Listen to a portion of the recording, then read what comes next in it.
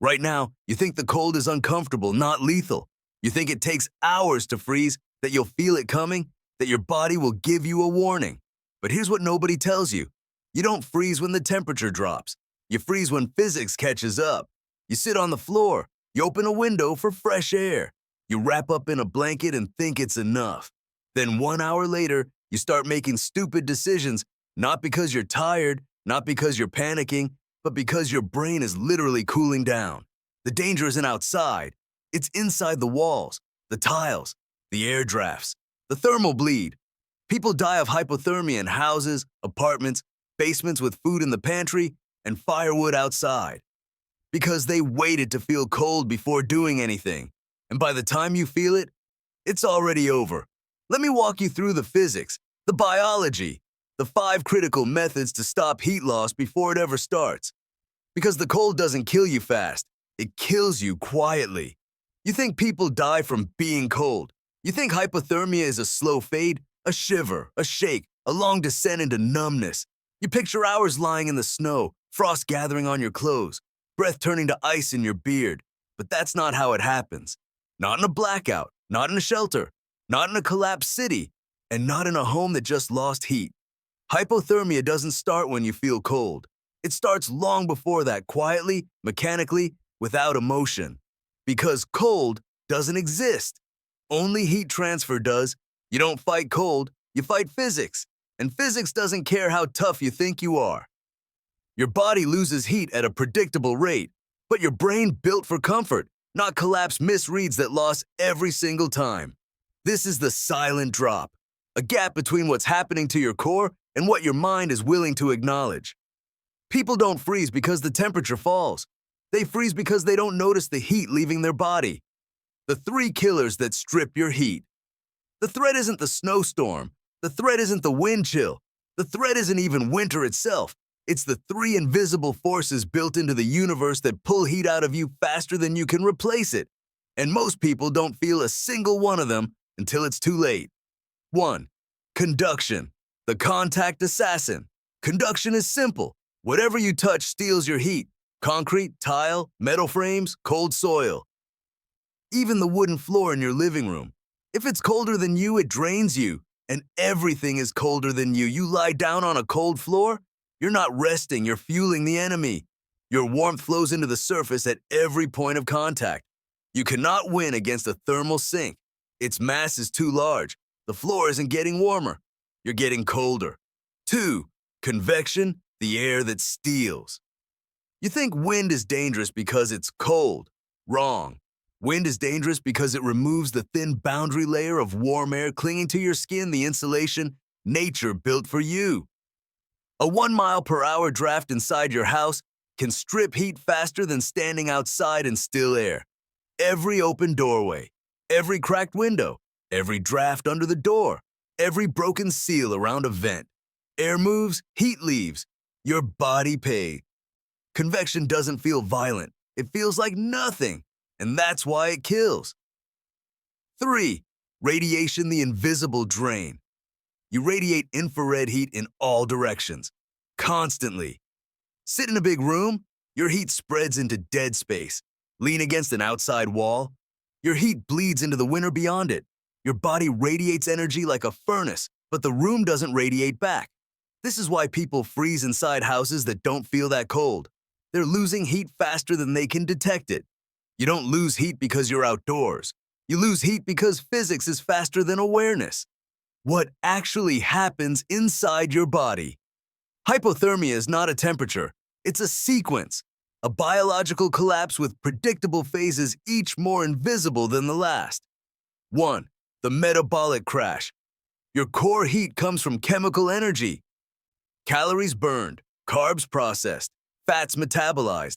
In survival conditions, you're stressed, you're underfed, you're dehydrated. Cortisol spikes, digestion slows, energy production collapses. This is the energy deficit rule. If you burn more calories than you consume, your internal furnace shuts down even if you're buried under blankets. A blanket doesn't create heat, it only slows the loss. If there's nothing to lose, you die. 2. The blood retreat. Your skin cools first. The body panics, blood vessels constrict. Warm blood retreats inward to protect the organs. Your skin becomes numb, not warmer, just disconnected. This fools the brain. It reads numb as fine. Sensory lag hides the danger. You think you're stable. You're already slipping. 3. Cognitive drift. Your core temperature drops 2 degrees. Just 2. And your cognition collapses. You stop planning. You lose urgency. You stop problem solving. Your decisions shift from strategic to emotional. This is why people collapse near shelter, why hikers die with gear still in their backpack, why survivors in blackouts sit down for a moment and never get up again. Your brain misreads its own deterioration. The cold doesn't just slow thought, it steals judgment. 4. Shivering failure. Shivering is your last defense, a final metabolic explosion to generate heat. Once shivering stops, the clock is nearly done. You have minutes and hours. Your body doesn't warn you when it's failing. It hides the warning so you die quietly. How to stop heat loss before it starts. This is where survival stops being emotional and becomes mechanical. Method 1. Break the conduction connection. If you're touching it, you're heating it. Cardboard, clothes, trash bags, blankets, leaves, foam. Put anything between you and the cold surface. A 1/4-inch barrier can double your survival window. If you're touching it, you're heating it. Method 2. Kill the convection cycle. Stop air movement. Towels under doors, plastic over vents, furniture blocking drafts, a blanket tent inside the room, a micro shelter inside a shelter. You're not heating the house, you're heating a coffin-sized space around your body. Don't heat the house, heat the space the size of your body. Method 3. Build a radiation trap. Radiation is omnidirectional, so your defense must be 2. Sit near thermal mass, water jugs, stone, brick, dense furniture. Use reflective surfaces, foil, emergency blankets, metal trays. Bounce your own heat back into yourself. Heat yourself with yourself. Method 4. Fuel the furnace. Calories are heat. High-fat foods create thermal output. Peanut butter, oil, nuts, cheese, butter, chocolate. Warm fluids help only if you can heat water safely. Avoid alcohol, it dismantles thermal regulation and dilates blood vessels, accelerating heat loss. In winter, calories are heat. Method 5. The immobility protocol. Once insulated, stop moving. Every motion flushes warm air out of your layers and replaces it with cold air. Stillness preserves heat. Stillness extends survival. Stillness keeps the microclimate around your skin intact. Stop moving. Start surviving. The habits that get you killed. You don't need a blizzard to freeze. You just need bad assumptions. You sit on cold floors. You nap without insulation beneath you. You open a window just a little. You heat entire rooms instead of microclimates.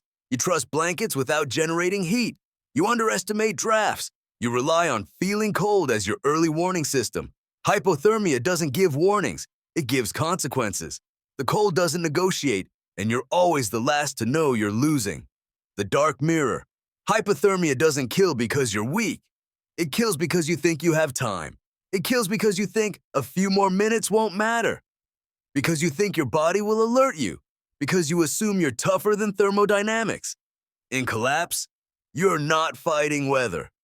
You're fighting your biology, your pride, your delay, your miscalculation, your comfort memories, your false sense of toughness. The moment you say, "I'll be fine a little longer," your survival clock starts shrinking. The cold doesn't take your body first. It takes your judgment. Most people don't freeze outside. They freeze in. Houses, apartments, basements, cars, garages, unheated rooms. They freeze while sitting down for just a second. They freeze because they thought they had time. Hypothermia is not weather. It's not temperature. It's not discomfort. It's physics. And physics has no mercy. You don't freeze when the temperature drops. You freeze when the physics catches up. When winter hits, will your home hold your heat or steal it? Will you notice the moment your mind begins to slip, or will the cold make that decision for you? Will you fight physics or understand it before it kills you? Like the video, subscribe, hit the bell, and share this with someone who still thinks hypothermia gives warnings. Our other breakdowns should be appearing on your screen, now watch them next, and I'll see you tomorrow with a new briefing.